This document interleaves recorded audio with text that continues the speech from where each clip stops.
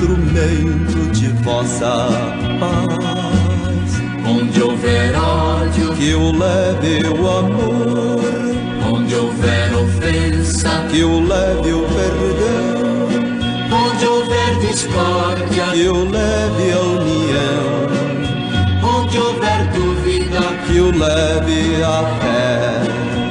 onde houver erro, Que eu leve a verdade. onde houver desespero, Que eu leve a esperança. onde houver tristeza, Que eu leve a alegria. onde houver trevas, Que eu leve a luz. Ó Mestre, fazei que eu procure mais consolar que ser consolado.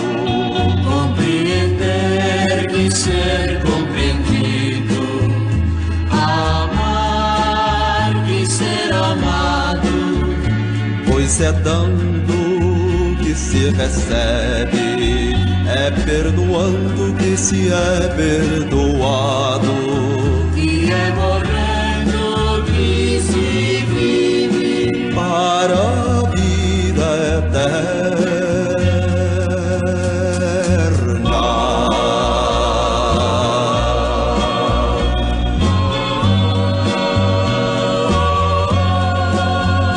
Ó Mestre, fazei que eu procure mais consolar que ser consolado. compreender que ser compreendido, amar que ser amado, Pois é dando que se recebe, é perdoando que se é perdoado. que é morrendo que se vive, Para a vida eterna.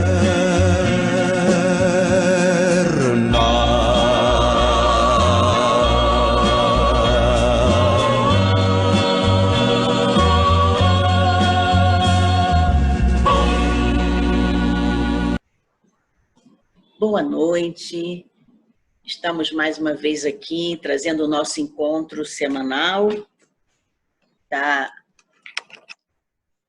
revisão dos nossos encontros, nossa fraternidade, e hoje trazendo, dentro do nosso esquema, o último tema do ciclo de palestras que nós apresentamos na fraternidade. Vamos abrir o Evangelho para ver o que o Evangelho nos diz no dia de hoje. Capítulo 11. Amar o próximo como a si mesmo.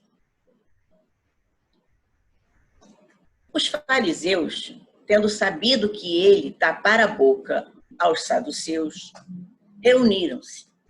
E um deles, que era doutor da lei, para o tentar, propôs-lhe esta questão: Mestre, qual o mandamento maior da lei?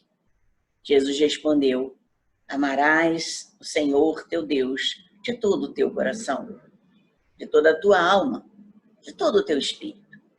Este, o maior e o primeiro mandamento. E aqui tendes o segundo, semelhante a esse: amarás o teu próximo como a ti mesmo. Toda a lei e os profetas se acham contidos nesses dois mandamentos. Já começamos bem, porque a gente começou a palestra, nosso encontro, com o primeiro mandamento, que já resume tudo o que vamos precisar aprender para a nossa evolução espiritual. Então, vamos agradecer a toda a equipe espiritual que nos acompanhou, que trouxe para nós toda a inspiração e que está acompanhando essa evolução, esse trabalho conjunto, um trabalho que vai resultar em cada vez mais ampliação da consciência das pessoas e que nós consigamos realmente colocar em prática todos esses argumentos, todos esses propósitos, todas essas lições que são colocadas na nossa frente agora. Pedimos, então, que nos possam dar licença para o início do nosso encontro de hoje. Graças a Deus.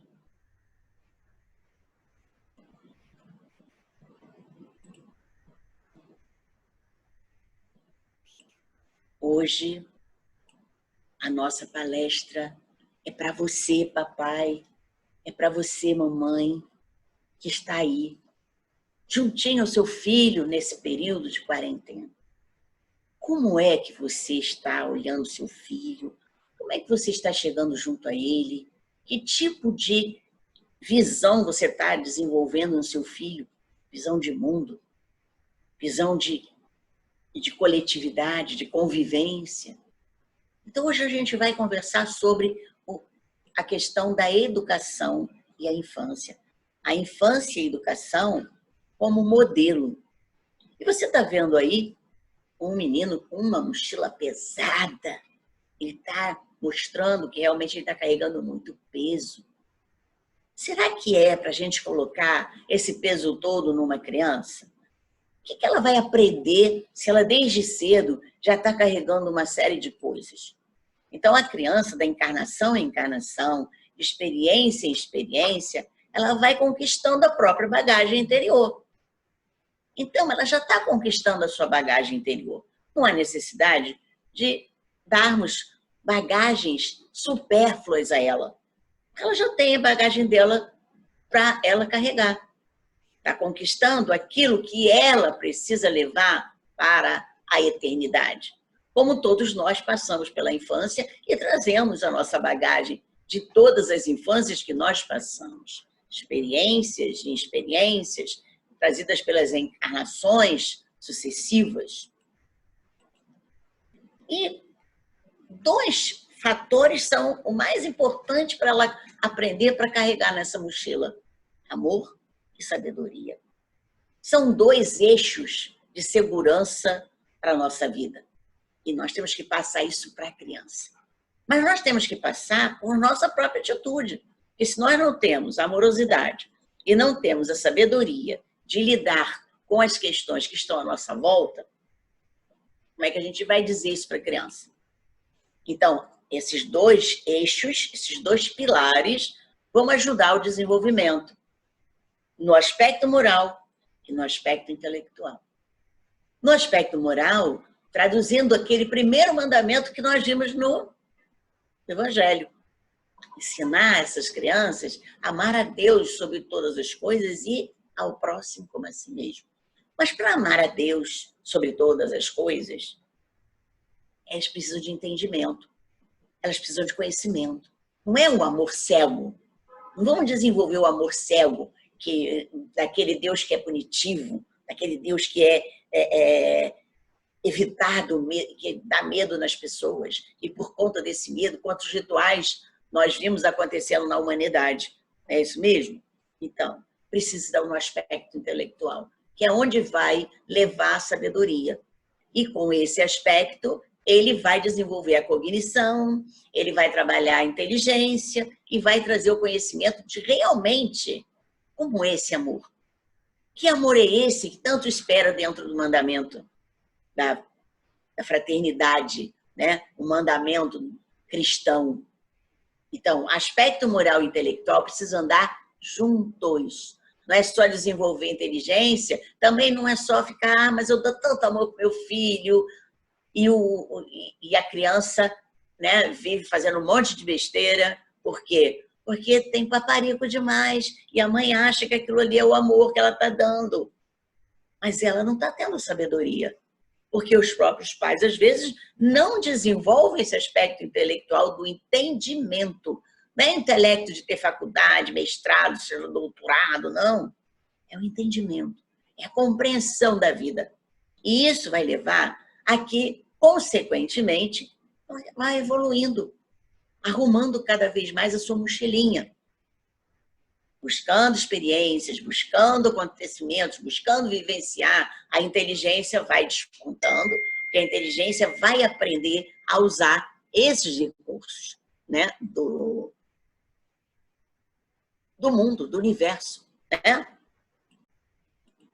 Então, quando eu começo a minha encarnação, quando aquela serzinho vem para nós, a gente já está participando dessa união, a união da alma ao corpo. Os pais já participam, eles já são levados para o mundo espiritual para que eles possam dizer quero, não quero, né? Por isso eles têm consciência do que estão trazendo para a casa deles. Não é uma coisa obrigada, é uma coisa combinada, lá dentro do propósito reencarnatório para aquela alminha que está lá se juntando ao seio materno.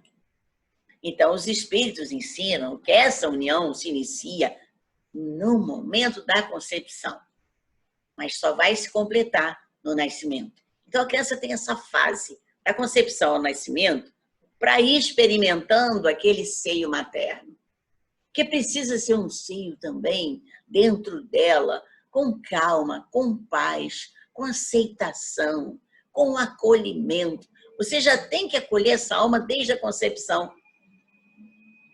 É importante que seja uma coisa querida, que seja uma coisa que passe pela vontade dos pais. Mesmo que inconscientemente, porque já receberam lá as orientações, que pode ser um espírito difícil, sim. Mas vocês aceitaram. Vocês receberam esse compromisso. E não podem esquecer disso. Porque se você é espírita, você sabe que os espíritos fazem acordos com os pais também para receber essa alma tão necessária daquele ambiente que você mesmo formou para recebê-lo. Há uma adaptação no espírito, quando ele vai fazer esse modelo do corpo que ele vai ter, ele vai se adaptando. O espírito grande vai se restringindo, o perispírito vai ficando piquititinho e jogando aquele laço para a mãe, que vai se ligar ao ovo que está sendo formado pelo espermatozoide e o óvulo da mãe. Quando entra esse canal de energia, esse canal magnético que o espírito vai emanar para a mãe, pronto, já há ali uma tríade, já tem ali um processo pai, mãe e filho. Então, esse momento é muito sagrado, é um momento divino. Mesmo que você não dê prosseguimento à concepção, aquele espírito teve a chance dele. É claro que você não vai tirar, mas se ele não for até o final uma coisa natural, não se preocupe, está dentro do planejamento dele reencarnatório. Aceite de qualquer maneira e dê graças de você ter sido aquele vaso que recebeu essa alma para que ele pudesse completar um pouco mais da sua evolução. Por que então a gente tem que esquecer do passado? O que acontece com essa alma se ele não... quando ele vai se restringindo, ele vai adormecendo. E nesse momento, ele já vai esquecendo do passado. Quando volta a nascer, ele tem todo esse processo de 9 meses, né? Quando ele volta a nascer, esse passado já está lá adormecido. Não volta à tona logo que ele, na infância. Muitas vezes, você vê crianças terem clarões da vida anterior, porque a criança tem um canal muito tênue ainda, com o mundo espiritual, muito aberto. Mas o esquecimento do passado é importante. Com o passar do tempo, a criança vai se distanciando cada vez mais daquele passado. Por que isso? Porque no momento em que ele entra em sono profundo, naqueles primeiros 7 anos, há ainda uma prostração psíquica, é o efeito moral desse esquecimento temporário, para que a criança possa realmente ir fazendo com que aquele passado desapareça. E a partir do nascimento, as ideias vão começando a retomar gradualmente à medida em que os órgãos se desenvolvem.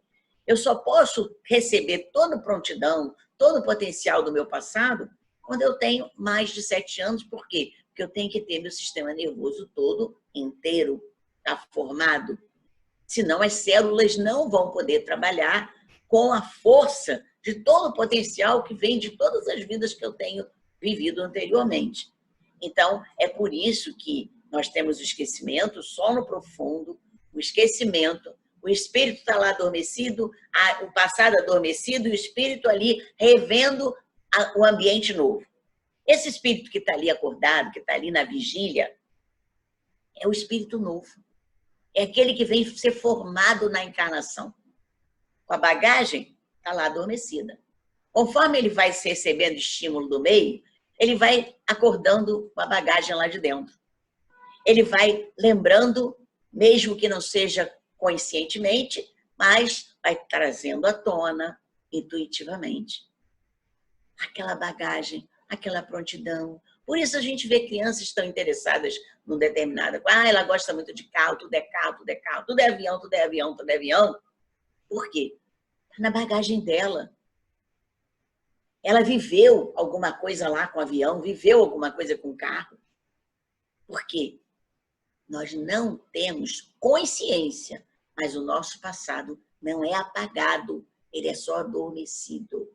Conforme a gente vai tendo os estímulos, esse passado vai começando a vir à tona. Então, essa bagagem do passado trazem os impulsos, as tendências, que a criança manifesta já em tenra idade. Você vê a criança de 2, 3 anos já tendo lances de inteligência, de potencial para algumas coisas, né? Hoje, então, com essa questão da tecnologia, as crianças já nascem prontas para teclar no computador, né? Como também tem fobias, como também tem medos, tem terrores noturnos, em função de coisas do passado que vêm à tona durante o sono, que a alma desdobra, que a criança fica vulnerável a esse mundo espiritual. Então, desde o berço, a criança vai manifestando instintos, que podem ser bons ou maus, porque ela traz a existência anterior. Não significa que ela seja uma pessoa má, mas como a criança está muito mais voltada para os instintos, aquela parte também do lado mal que ela já tem que depurar, né?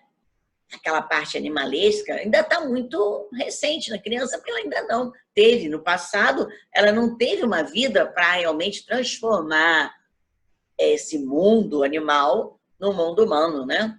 E ela precisa ainda ter muita educação, né? Lidar muito com a vida, né? Por isso a gente precisa estudar essa criança, porque todo princípio, todo mal tem um princípio no egoísmo, no orgulho, lá daquele espírito lá do passado.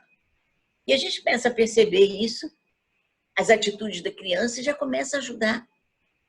Não é bater, não adianta ficar reclamando, não adianta puxar a orelha, não. É perceber que aquilo ali é efeito de alguma coisa do passado e ela precisa ser acolhida, ela precisa sentir fortalecimento, ela precisa se sentir segura para que ela possa escutar a vida diferente, escutar outros valores. E é preciso que os pais também não mostrem egoísmo, também não mostrem orgulho, porque senão vão ensinar a criança justamente aquilo que já reforça o que ela traz na personalidade dela. Há muitos casos que precisa ter uma interferência do passado, e a gente faz regressões, a gente faz apometrias, dentro do nosso centro a gente tem um trabalho de apometria, né? Para ir lá no passado e melhorar essa interferência que pode trazer terrores noturnos, sem a gente saber, a criança de vez em quando dá um ataque, vê um estímulo e ela fica apavorada com um determinado estímulo, você, meu Deus, olha só, não, mas não é, não mexe, não machuca. E ela tem pavor, porque ela ligou, ela fez uma ressonância com o passado dela. Se tiver muita situação assim, procurem ajuda, procurem alguém que tenha essa visão de vidas anteriores para lidar com essa criança e poder ajustar, fazer uma ressignificação com ela desse passado. E aí, a gente vai ver como é que a gente observa pequenos vícios. Vamos começar a buscar o combate desses vícios. Por quê? Porque em criança, eles ainda não lançaram raízes muito profundas. Então, vamos perceber, nos menores sinais, essas revelações das nossas tendências, dos nossos vícios do passado. A criança manifesta as tendências logo de cedo. Se ela não manifesta, se ela apresenta uma imagem realmente de candura, de inocência, ela vai aprender tudo com mais facilidade. Mas se ela não manifesta, se ela tem realmente essa tendência de ainda trazer as viciações do passado, ajude. Ajude com candura. E você tem que mostrar a candura. Você tem que mostrar essa posição de aceitação e de acolhimento dessa criancinha que está ainda inocente, porque não está com todo o potencial do passado à tona. Os filhos, então, nesse caso que já são mais dóceis, eles são maleáveis às impressões que recebem dos pais. Mas aqueles que não são dóceis, eles são difíceis. E você tem que chegar mais perto deles. Em vez de afastar, vai lá para o castigo, fica sozinho, não sei o quê, senta no milho. Ele não vai aprender a ser dócil, ao contrário, ele só vai ter impressões negativas. E a gente não vai transformar essa criatura numa criatura dócil, ter uma amorosidade para com os outros. Por quê? Porque ele não recebeu. Ele tem impressões do passado muito negativas. Ninguém pode substituir os pais na esfera educativa do coração. Diz isso Humberto de Campos. Por quê? É a intimidade. A criança confia dos pais.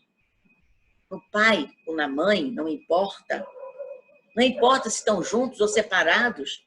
Ela precisa garantir que ela é apoiada, que ela tem segurança nos dois.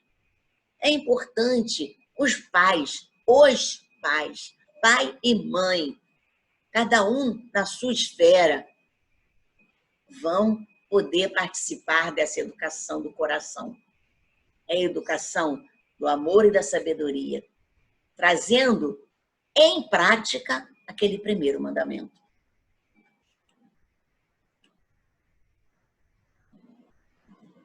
Por que as crianças vêm para o lar? O que acontece se você não tiver uma família? Existem pessoas que vêm sem lar? Claro que não. Pode não ter uma família depois, mas nasceu da mãe. A mãe e a criança seria o lar dela. Claro que muitas mães não pensam assim por ignorância, né? Mas mesmo que seja você sozinho e seu filho, transforma a sua relação num lar, a sua casa num lar, para que essa criança possa encontrar esse lar, encontrar você nesse reduto, nessa casa acolhedora. Por quê? Porque o encontro de almas no lar tem um motivo, que é resgate, apoio, troca de afeições, o encontro de desafetos, responsabilidade dos pais, quer dizer, assumir a responsabilidade, mas aquele espírito também tem uma responsabilidade com aquela convivência. É uma rua de mão dupla. O resgate é para os dois. O apoio tem que ser dos dois. Diz lá no Evangelho, não é? Que você precisa também ajudar os pais quando eles ficarem mais velhos. Então, você recebe ajuda em criança e depois vai ajudar seu pai e a sua mãe no momento em que eles estão mais enfraquecidos. As afeições são trocadas no lar, são trocadas dentro dessa relação. Qual a finalidade desse resgate, desse apoio, dessas afeições? Estreitar laços que estavam no passado, né, desgovernados. Então, é no lar que iniciam as lutas. Os filhos são espíritos que estão ligados a nós por laços de afeição e pelos laços da reparação. E é nesse momento que eles precisam de amor, para trabalhar essa afeição, para facilitar a reparação. Que tanto os pais como esse espírito que está chegando tem reparação a fazer. Precisa desenvolver afeição entre as pessoas, porque muitas vezes não aprenderam no passado o que é afeição. O que é esse apoio? O que é responsabilidade? E trazem muitas vezes só mágoas de desafetos, ansiedades e angústias do passado. E agora vem se juntar aos desafetos. Não é para dar prosseguimento na angústia, na mágoa, na ansiedade, não. É para trabalhar os laços de afeição. Se não tinha afeição no passado, agora, como são espíritos afeitos ainda, porque tem uma relação no passado, agora vão juntos fazer aquele resgate. Resgate da culpa, resgate da amorosidade. Por isso, a gente diz que o lar é um encontro de almas, porque é para estreitar esse laço. Então, Emmanuel fala no livro Leis de Amor, nos elos de consanguinidade, reavemos o convívio de todos aqueles que nos associaram ao destino, pelos vínculos do bem ou do mal, através das portas benditas da reencarnação. Olha que coisa linda. Todos que estão aqui ao nosso lado, na nossa casa, na nossa convivência, estão associados ao nosso destino, por algum motivo. Pode ser pelo vínculo do bem, pode ser pelo vínculo do mal, né? Porque não precisa necessariamente terem vivido no passado, mas os vínculos são assim. Eu tenho uma necessidade de um trabalho. Você tem necessidade de um mesmo trabalho que eu. O que acontece? Eu me encontro numa encarnação. Para quê? Para nos ajudar nesse trabalho. Então, é um vínculo do bem. Agora, eu sou uma pessoa ruim, eu sou uma pessoa má, e aí eu vou também vir com aquela pessoa que no passado foi meu cúmplicezinho no mal, eu vou chegar perto dele numa encarnação, sem saber nada desse meu passado, para fazer o resgate daquele vínculo e transformar o vínculo do mal num vínculo do bem. É por isso que ele fala que as portas da reencarnação são portas benditas, porque nos dão a oportunidade de rever a nossa caminhada. E qual é a responsabilidade dos pais nisso? Preparar os filhos. Em que setores o pai vai preparar o filho? Nós vimos lá o amor, a sabedoria, trazendo a lei moral, a lei intelectual, né? O trabalho moral, o trabalho intelectual. Como é que eu vou preparar, então, o meu filho? Através da vida material e da vida espiritual. Da vida material, para mostrar a eles a responsabilidade que eles têm com todos os talentos que estão recebendo. O que é talento? São todos os instrumentos que eu recebo na minha vida, que podem ser pessoas para educar, que pode ser uma casa para cuidar, que podem ser pessoas para eu alimentar. Essa é a vida material. É o meu corpo que eu preciso cuidar. Tudo isso é vida material. É o trabalho, a minha profissão que eu preciso desempenhar. E a vida espiritual?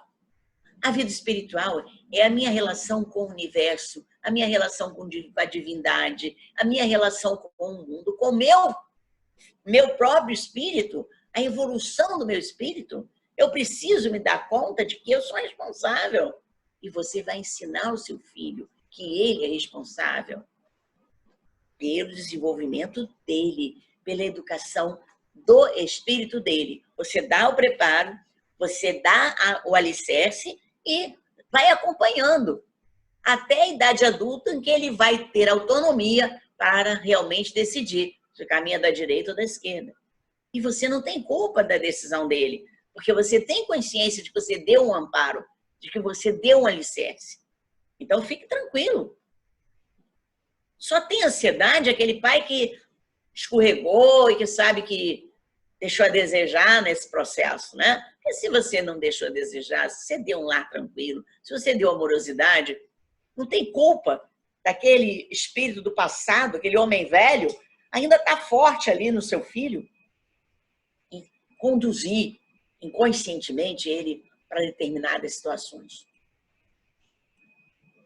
Então, quando a idade da criança aparece, por isso a gente começa sempre da infância, porque nesse período a criança é mais branda, é mais acessível aos conselhos.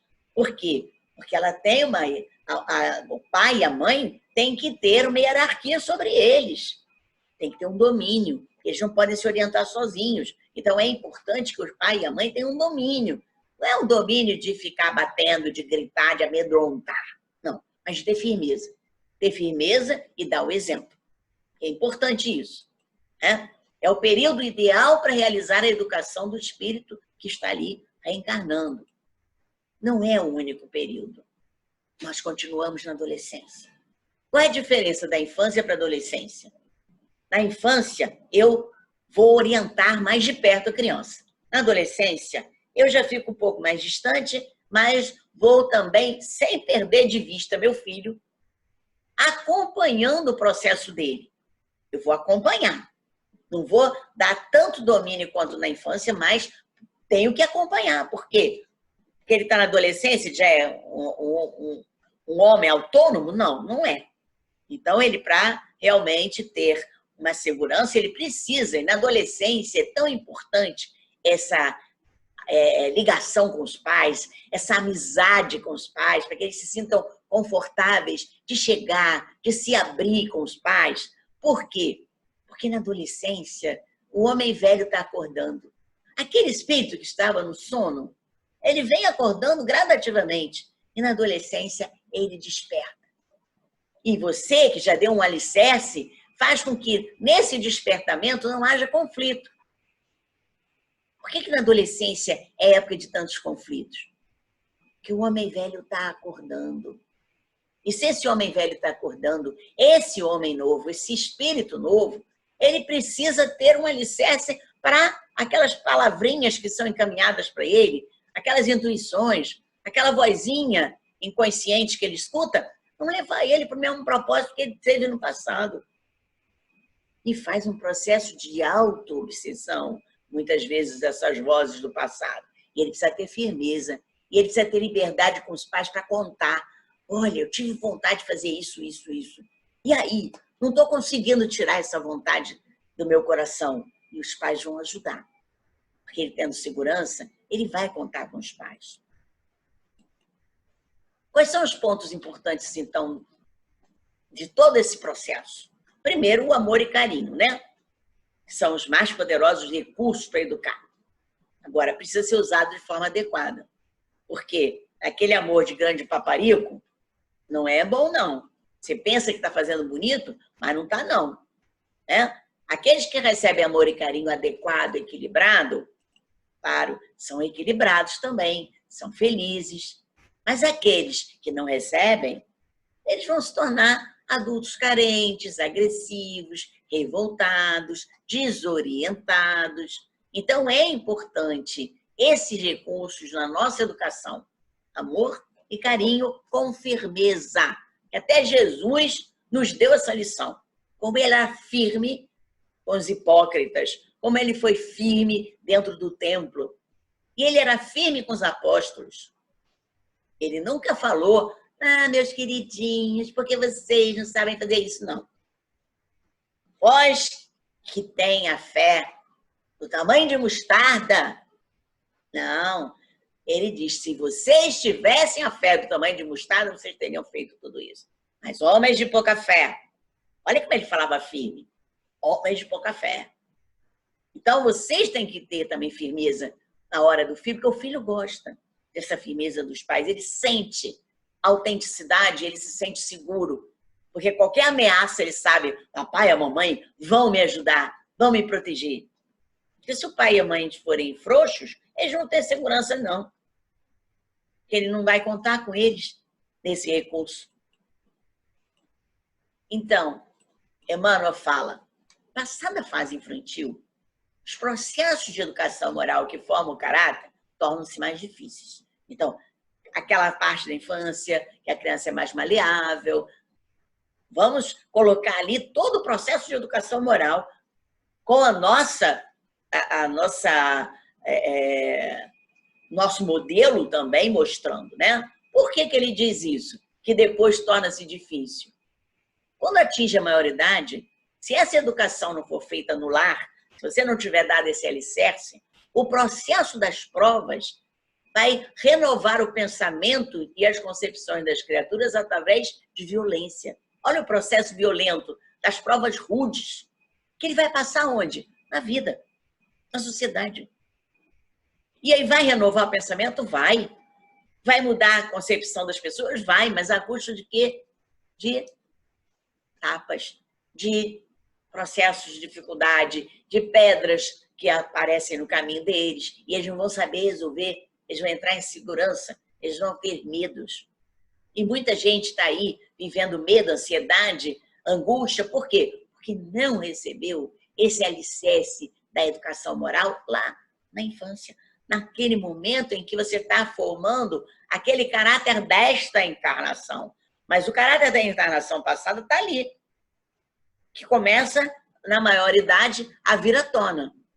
E aí, como ele vai para a sociedade de uma forma mais autônoma, aí ele já vai sozinho para a escola, ele já tem a turma, que ele quer sair sozinho com a turma, né? Ele vai passar pelas provas, ele vai passar pelos desafios, porque é necessário a gente passar pelos desafios. E para esse espírito que não teve um alicerce, aquele desafio vai ser violento. Aquelas provas serão muito rudes para ele. Machucarão. E se ele não tem liberdade com os pais, ele vai ficar machucado internamente, sem dizer nada para ninguém. E aos pouquinhos, ele vai querendo sair de perto do mundo. Ele vai se afastando, se afastando, se afastando, sem dizer nada, porque ele não ganhou confiança dos pais. Então, por isso é importante o diálogo e a atenção. Não adianta falar palavras agressivas, tudo que é palavra agressiva fica guardada e vai influenciar negativamente. Eu vou achar que eu posso usar aquela palavra com todo mundo. Aquilo que meu pai e minha mãe faz comigo, eu vou fazer com todo mundo que me incomoda. Então, é preciso ensinar a criança a pensar, a ter uma lógica, a ter um entendimento. E aí, tem que ter uma linguagem acessível a cada idade para usar a argumentação lógica. Porque a criança tem uma lógica, ela sabe quando você está perdido aí que não tem lógica, né? Os pais precisam ter paciência para ouvir os filhos. O que foi que aconteceu? O que está acontecendo com vocês? Como é que foi o dia hoje? Como é que está o grupo de vocês no colégio? Vocês conseguiram? Quando é a criança que chega no colégio a primeira vez? Como é que foi? Tinha muita gente ali que você gostou, que você gostaria de ser coleguinha dele? Já começou a arranjar amigos quando for adolescente? Tem algum grupo de amigos que vocês estão conhecendo, que vocês estão preferindo? Por que vocês não preferem aquele outro grupo? Ah, porque tem um grupo lá que é da pesada. E tem um grupo lá que é aqueles nerds da vida. E aí a criança não se adapta nem com o da pesada, nem com os nerds. Ela fica sozinha. Então, é importante o pai acompanhar na adolescência essa a entrada do espírito verdadeiramente na vida social. Energia e castigo é importante? Claro, energia sim. Mas o castigo pode ser um castigo de surras. É importante o diálogo. Tem que agir com energia, sim. Recursos que dão bons resultados é a criança pensar e assumir a responsabilidade, assumir as consequências daquilo que ela faz. Você deixou de fazer o trabalho? Agora vai com o caderno em branco. Não vai a mãe fazer o trabalho. Vai com o caderno em branco e diz à professora, não fiz porque eu fiquei brincando, eu não quis ouvir a minha mãe, fiquei com rebeldia. Ela me deixou parada para fazer o trabalho e eu fiquei olhando as nuvens ou brincando no celular. Vai assumir a consequência.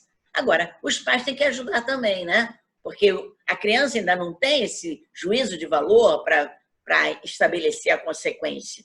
Então, se a criança está lá estudando e você deixa ela ficar com o celular do lado, você está provocando a distração. Então, é importante que a criança tenha um ambiente onde ela vai estudar para que ela possa realmente dar conta do foco. Porque a criança hoje, ela tem 1000 ideias na cabeça. O pensamento desses espíritos ferve.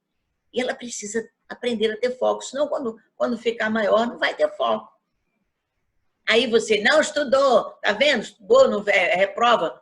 Mas você deixou a criança se distrair. Porque você deu estímulo para ela se distrair. Ao canto que ela estuda, tem barulho, a mãe fica vendo a novela. Não pode. você tem que ajudar também, né? Nesse processo todo de educação, né? De comprometimento da criança com a vida dela. Restringir passeios, diversões, é muito bom para que a criança sinta a responsabilidade. Ah, você queria ir ao aniversário hoje, mas você não acabou o trabalho, então vamos lá, senta para acabar o trabalho. Se você terminar a tempo, você vai para o passeio. Se você não terminar a tempo, não tem passeio e não tem aniversário. Por quê? Interessa a eles. Passeios, diversões, interessam a eles. Então, basta você lidar com essa negociação para que eles possam assumir, olha só, tem a sua responsabilidade. A minha é controlar essa responsabilidade. Então, se para mim eu tenho que ter a decisão de você ir ou não, você tem que ter a decisão se faz o dever ou não. Fez o dever, vai. Não fez o dever, não vai. Então, vamos trocar, né? Vamos trocar a responsabilidade. Sua responsabilidade é uma, a minha é outra. E eu não quero que você se perca nesse caminho. Castigos criam traumas, criam revoltas, leva a pessoa a ficar mais agressiva, inibida, gera desequilíbrios, insegurança. E a criança vai para o mundo achando que o mundo vai bater nela, achando que o mundo vai trazer castigo para ela. E aí ela não pode ir ao mundo, porque o mundo é apavorante, cria um pânico das relações sociais. Muitos pais omitem quando as crianças cumprem bem os seus deveres, não estimulam. Claro, se eu estou pedindo para a criança estudar e fazer uma boa prova, quando ela chega com uma nota boa, não fez mais do que a tua obrigação. É assim que os pais às vezes falam, né? Vamos estimular. Legal, viu como foi bom você ter estudado? Olha só, você está tirando uma nota boa. Viu? Aí vai passar de ano, vai ter umas férias mais completas, porque não vai ficar ali tendo que estudar para fazer uma prova de segunda chamada. Né? Tudo isso é importante, né? Fez aquilo que você tinha pedido ela para fazer em casa para te ajudar? Ótimo, chega em casa, ela fez, que legal, você me ajudou. Que bom ter você aqui para me ajudar. É sempre bom a criança ver que é importante ela ali. Não é porque ela está tirando o lixo fora, não é porque ela está limpando a casa, que ela está arrumando os brinquedos dela, que é obrigação, não. Ela está ajudando, ela é uma pessoa do grupo. Ela precisa se integrar, se sentir integrada. Legal, todo mundo faz as suas coisas, cada um faz uma coisa diferente. Legal, você cumpriu sua tarefa, o papai cumpriu a dela, a mamãe cumpriu a dela. Pronto, todo mundo ali tem a função. Então, motivar é um prêmio, sim. Funciona melhor do que censura, do que castigo. Qual o prêmio que eu vou dar? Tá bom, olha, você está sendo tão legal, você está estudando tanto. Vamos passear com a mamãe, vamos até o shopping, vamos tomar um sorvete. Você pode trazer prêmios, não vai fazer isso sempre. Eu só vou ao shopping tomar sorvete se você estudar. Porque ele vai estudar para tomar sorvete. Não é assim. Mas deixa em branco. Não vai prometer. Se ele estudar, você surpreende ele. Opa, legal, vamos até a pracinha? Oh, legal, vamos até o cinema? É surpresa. Porque o estímulo, se for surpreendente, ele vai ser mais efetivo do que você ter uma promessa. Toda vez que sair, traz um chocolate para ele ficar bonitinho. Isso não deve acontecer. Então, as alternativas de lazer são prêmios, mas que você pode retirar a qualquer momento, porque você está no domínio ainda. Você não está deixando, não pode deixar ele ao bel prazer da consciência infantil que ele ainda tem.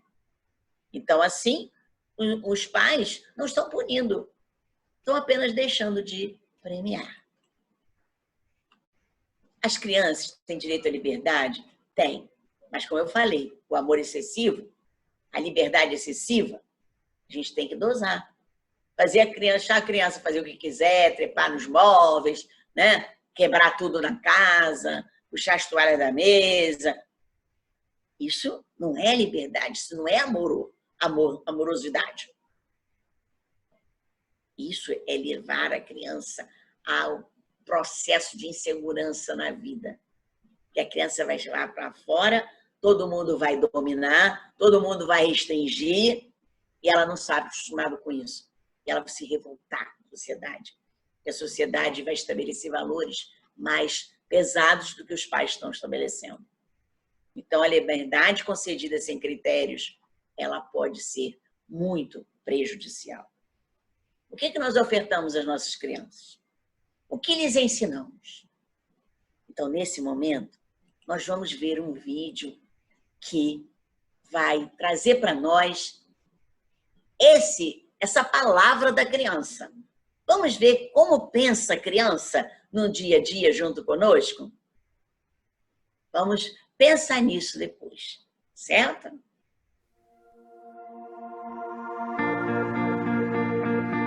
Dad, you don't know it right now, but I'm watching you. Watching the things you do. I'm watching the way you treat people. The way you treat me and my mom and my sister. The way you live your life is having a big impact on me. When it's time for me to choose a career and provide for my family, your work ethic will be on my mind. The time you spend with me, even doing simple things, will give me a sense of security. There will be times in my life where I struggle with integrity, and I may be not sure what to do. But I will recall how you stood up for what was right, even if you could have looked the other way. Many of the choices you are making, I will also make. Please don't be afraid to show me your failures, to show me your mistakes. I will learn from them. Dad, are you listening? I'm watching. Watching to see if you really believe what you say about God. I need you to help show me the way. Show me how to live life that isn't safe, but is good. So I'm watching you, Dad, every day.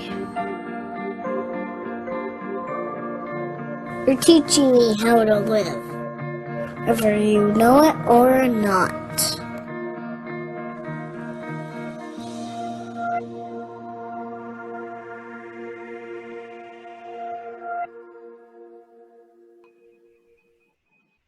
Então, gostaram do vídeo? Viram como é que a criança participa integralmente da nossa vida? Fiquem de olho, porque ela está vendo. É importante passar para a criança o que está acontecendo em casa, em famílias, inseguranças que os pais estão passando. Ela precisa saber que a coisa não é tão fácil assim. Aí um dia papai está cheio do dinheiro, aí traz um monte de brinquedo para ela. No dia seguinte ele está cheio de dívida. E aí a criança quer continuar ganhando tudo, mas ela não entende, porque os pais não controlam e não fazem ela acompanhar. Ah, olha, papai recebeu um dinheiro, a gente hoje vai fazer um negócio mais aventureiro, mas papai não tem esse dinheiro sempre. Então, hoje a gente pode ser que amanhã a gente não possa mais. Então tem que ensinar a criança a vivenciar isso, esses altos e baixos da vida. Essas ondas que passam na nossa vida, porque todo mundo passa por ondas, todo mundo passa por problemas de altos e baixos na vida. Vamos pensar nisso, né? Vamos levar essa reflexão para o nosso lar, para a nossa convivência. Você que é pai, você que é mãe, você que é filho, entenda também seus pais, porque você não está ali à toa, não. Você está ali porque você precisa dessa convivência. E aí, muitas vezes, amanhã você vai ver que você vai ter que cuidar dos seus pais. A rua pode mudar, né? O sentido da rua pode mudar. Então, receba bem aquilo que seus pais estão levando para você, porque, com certeza, é o máximo que eles têm no coração deles. Pode não ser o que você desejava, mas é o que eles podem te dar. E os pais se esforçam, né? Se esforcem para poder melhorar o clima da sua casa, para que a criança se sinta segura. Então, pense nisso e vamos em frente para que a educação dos seus filhos, para que a educação da sua família possa ser um alicerce muito poderoso na evolução dos nossos espíritos. Graças a Deus e aos amigos espirituais, estamos mais uma vez agradecendo todo esse processo de aprendizado que nós estamos recebendo e que possamos levar esses aprendizagens para o nosso dia a dia, para os nossos lares, para amenizar nossa convivência e equilibrar nossos afetos e os nossos laços familiares. Assim, pedimos permissão para encerrarmos o nosso encontro de hoje. Graças a Deus.